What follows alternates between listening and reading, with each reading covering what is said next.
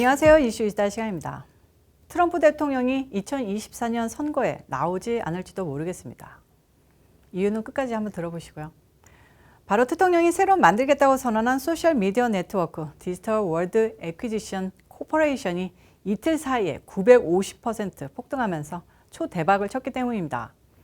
도널드 트럼프 대통령이 트위터, 페이스북의 수모를 겪으며 그 안갚음을 갚기 위해 새로 만들겠다고 선언한 소셜미디어 네트워크 관련 주식은 어제 주식시장에서 하루에 400% 가까이 폭등했고요. 오늘 22일에도 무려 131달러, 무려 1300% 폭등했다가 진정되며 95달러대로 장을 마감했습니다. 단 이틀 만에 9.5배가 뛴 겁니다. 이틀 동안 주가가 너무 가파르게 올라 거래가 몇 차례 중단되기까지 했는데요. 상승세를 막을 수는 없었습니다. 트럼프 대통령은 전날 자신이 만들 소셜 네트워크 트루스 소셜을 DWAC와 합병해 뉴욕 증시에 입성하겠다는 계획을 밝혔는데요. 이게 대통령 지지자들 사이에 선풍적 관심과 성원을 받았습니다. 그런 관심은 곧바로 DWAC의 주가 폭등으로 이어졌습니다. 트루스 소셜이 선보이면 미국민 절반인 1억 5천만 명 이상이 사용하는 미국 최대 규모 소셜미디어로 곧바로 그 지위가 올라갈 게 뻔하니까, 성공이 불보듯 뻔하니까 모두가 앞다퉈 나가는 겁니다. 대통령은 탈레반도 트위터에서 맘대로 할 말 짓거리는데 미국 전임 대통령의 입을 막는 소셜미디어 대기업의 횡포를 묵과할 수 없다면서 트루스 소셜 계획을 발표했습니다. 대통령은 지난 5월 트럼프의 책상에서부터라는 블로그를 여는 등 지지자들과의 디지털 소통을 위한 실험을 계속했습니다.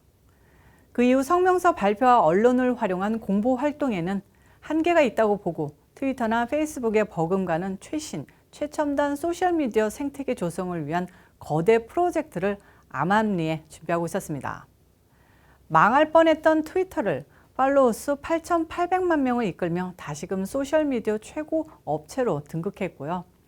정치인으로는 처음으로 소셜미디어를 활용한 대중기법을 활용해 이를 전 세계 정치인들에게 퍼뜨린 선구자적 소셜미디어 정치인입니다.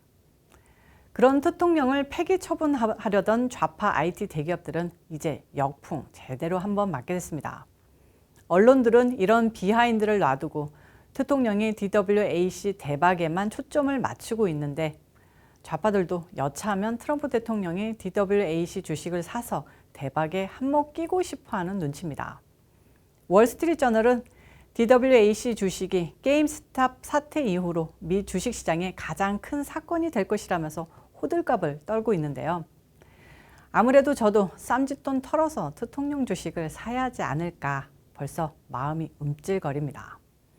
좌파 언론들은 이에 빈정대면서 소셜미디어로 트럼프 대통령이 초대박을 치면 돈에 파묻혀서 다음 대선에 나올 생각은 그냥 접어버릴지 모르겠다고 빈정대는데요. 설마 그럴 리 있겠습니까? 아마 그 돈으로 즉 미국을 다시 위대하게 만들기 위한 더욱 확고한 계획들을 실천할 겁니다. 모두 응원하시길 바랍니다. 첫 소식은 달콤했으나 다음 소식은 좀 씁쓸하게 가겠습니다.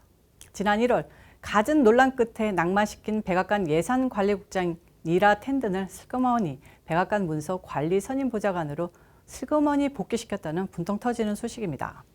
텐든은 인도계 미국인으로 미국 진보센터 의장을 지내는 등 진보 중 골수 진보 인사입니다. 애초에 낙마한 것도 그 진보적 떠올기 때문인데요. 텐든은 SNS에서 공화당 의원들을 향해 막말, 악담해대서 논란 끝에 예산관리국장 지명에서 철회됐습니다. 그 당시 공화당 마저리 그린 의원은 수년 전에 SNS에 올렸던 내용으로 사람을 아주 백인 우월주의 꼴통으로 몰아갔으면서 더하면 더했지 덜하지 않았던 니라 텐든의 소셜미디어 만행에 대해서는 눈 감아주는 행태를 보여 보수 언론의 집중 포화를 맞았었습니다. 그런데 이제 한 7달 됐나요?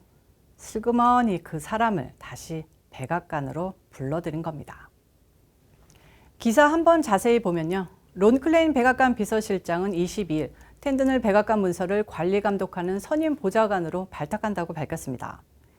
이 직책은 대통령에게 최종 전달되는 문서는 물론 백악관 내 고위직 간의 각종 의견 전달 등의 문서를 관리하는 백악관 내 핵심 역할을 하는데요. 백악관 관계자는 이 자리는 대통령을 위해 다양한 이슈를 관리하고 의사결정 과정을 진척시키는 백악관의 중추신경이라고 말했다고 합니다. 텐드는 과거 SNS의 공화당 의원들을 주로 겨냥해 각종 악담을 퍼부은 것이 부메랑으로 작용했다고 언론은 전했습니다. 인준 과정에서 공화당 의원들이 이를 문제 삼으며 인준 불가를 천명한 데다 민주당의 존 맨친 의원까지 반대 대열에 합세한 바 있습니다. 텐드는 과거 미치 매코넬 공화당 상원 원내대표를 해리포터 시리즈에 나오는 악당인 어둠의 마법사 볼드모트에 비유했고 톰 코튼 의원을 사기꾼이라고 불렀습니다. 수전 컬린스 의원을 최악이라고 비난하고 테드 크루즈 의원보다 뱀파이어가 따뜻한 마음을 더 가졌다고도 했습니다. 상원 인준 과정에서 텐드는 깊이 후회한다며 거듭 사과했지만 말뿐인 사과 아무도 받아주지 않았습니다. 바이든은 지난 3월 텐든이 낙마했을 때 성명을 내고 나의 행정부에서 역할을 하길 고대한다고 말해 다른 자리에 발탁할 것임을 시사한 바 있습니다. 다른 직책과 달리 텐던이 이번 임명된 직책은 의회 인준이 필요 없습니다. 아주 같은 시츄에이션입니다. 좌파 언론들의 감싸기가 유별난 분야가 바로 이 바이든의 인사정책 실패 부분입니다. 이번 텐든의 케이스도 그렇지만 지난 9월 미국 역사상 최악의 외교 참사인 아프간 사태에 대한 책임 누가 진 적 있습니까? 잘린 사람도 없고 강등된 인간도 없고 언론도 그냥 흐지부지입니다. 애꿎게 바이든의 뻘짓 비판했던 군인 장교가 감옥 간 것 외에는 아프간 철군 대혼란을 책임지고 군을 떠났든가 자리에서 쫓겨난 그 흔하디 흔한 문책성 인사 하나도 없었습니다. 더욱 문제인 건 이걸 비판한 주류 언론이 하나도 없다는 겁니다. 아무리 같은 편이라도 혼낼 건 혼내는 것이 미국 민주주의의 근간이고 미국 언론의 힘인데요. 이게 다 녹아내린 겁니다. 그래서 미국이 진짜 위기인 겁니다. 이런 언론들의 바이든 감싸기 행태는 바이든에게 말도 안 되는 자신감을 불어넣고 있습니다. 바이든은 21일 내셔널몰에서 열린 마틴 루터킹 목사 추모비 건립 10주기 기념식에서 이렇게 말했는데요. 이례적으로 도널드 트럼프 전 대통령의 이름을 공개 거론하며 공화당과 그 지지자들을 정면으로 비난해 그 이유에 대한 궁금증이 좌파 세력에서도 터져나오고 있습니다. 또 바이든은 1월 6일 의회 사태를 아예 백인 우월주의자들이 자행한 사건이라고 규정하고 대통령을 규탄했습니다. 그날의 진실을 아예 가리고 자기네 논리를 역사적 사실로 굳히려는 수작인데요. 바이든은 연설에서 9개월 전 의회 땡땡 사건은 내 생각에는 백인 우월주의에 관한 것이라며 명확한 사실은 증오는 결코 사라지지 않았다는 것이라고 했고요. 우리는 그러한 편견에 호소했던 대통령을 갖고 있다며 트럼프 전 대통령을 직접적으로 공격하면서 우리는 증오에 어떤 안전한 피난처도 내줘서는 안 된다고 덧붙였습니다. 한편 바이든은 이날 연설에서 사전투표 및 부재자 투표 확대 등을 골자로 하는 투표권 확대를 포함해 체포 과정에 경찰의 가혹 행위로 숨진 흑인 조지 플로이드 사건 재발 방지를 위한 경찰 개혁, 기후변화 등 주요 현안에 있어 공화당의 발목 잡기도 정면으로 비판했습니다.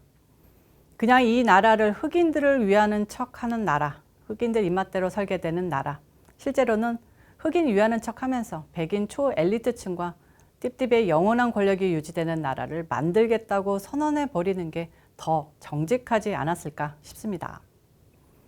시청자 여러분 주말 잘 보내시고요. 내일 주말 특집 이슈 이수다 나오니까 빠짐없이 한 번 더 놀러와 주시길 바랍니다. 오늘 이슈 이수다는 여기까지입니다. 시청해 주셔서 감사하고요. 오늘도 변함없이 좋아요, 구독 꾹꾹 누르는 거 잊지 말기 바랍니다.